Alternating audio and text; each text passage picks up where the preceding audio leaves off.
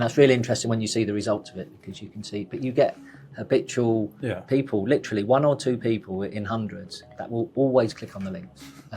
Typically, Karl, and I'm sorry to say, they normally work in sales and marketing, if I'm honest, because those are the people that just want to help, right? Yeah. There's an inquiry here, we want to get back to that, or they're asking us to do this, but that's what we took in terms of risk. If we talk about insider risk, there are some roles that are higher risk than others for different reasons. I forget where I was going with that flow now. Where was we going?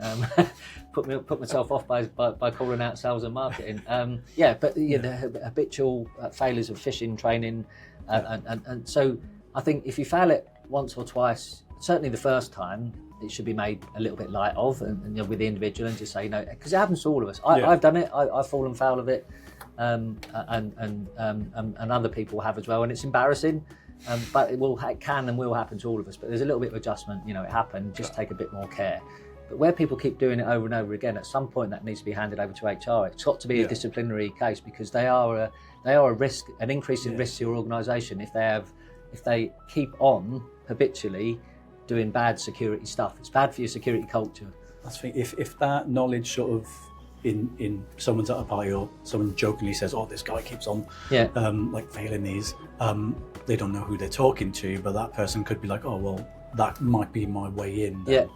Then they could be the target. Exactly, and it's people like that provide the weakness and increase the risk. The relationship between threat and risk we talked about at the start. But they increase the likelihood of something happening. And the security culture stuff that you're doing clearly isn't working with that person. They just keep doing it over and over again. I had one when I was working in the bank. A lady actually replied to because you can measure that. She actually replied to the email, and when I went to speak to her, she said, "Well, I just wanted to let them know that that I thought they were a bunch of scumbags and that they shouldn't be trying to get into." And I'm going, "But why? Just don't engage with them at all." It doesn't make any sense. But that's the way some people think. But if you can adjust their behaviour, then that's what it's all about, and that's what improves your security culture. I think, whenever anything comes through now, I'm just a little bit judgmental. So if I see anything, I'm like, no. And you do run the risk of, at some point, it won't be it won't be a spam, or it won't be a threat, and then you just like thinking somebody who's genuine is actually and there is that balance. The business needs to operate. IT teams should be able to verify if it's legit or not, and those processes should be in place for more mature organisations to send it to IT and say, "Can you have a look? Can you make sure that this is a legit email or not?" And they should and do that. They're really good here. I know, because I've done it myself. I'm glad to say that I've never clicked on any of the spam ones. I've always sent them to IT, but some of them are better than others. Some of them are a little bit too noticeable. Yeah, and there is a screw that you can turn on those systems to do that, to make them more and more difficult. So you expect the level of, I don't like really necessarily call them failures, but let's call them that anyway, to increase. But then you're looking at it depends on if a lot of the easy ones are from opportunistic type attackers.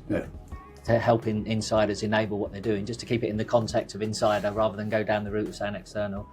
But if you're targeted as an organisation, then they will get really clever with those phishing emails, and anybody in the organisation could be tempted into falling a bit. It only takes one, right, to click on a link. But you should have other security controls in place to help protect you against those. But it doesn't always work. We're better now than we were at dealing with people clicking on links, but it only takes one, is what we always say.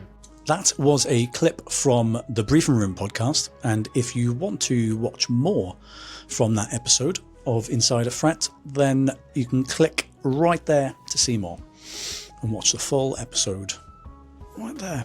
Just use your finger, use the controller, or move your mouse.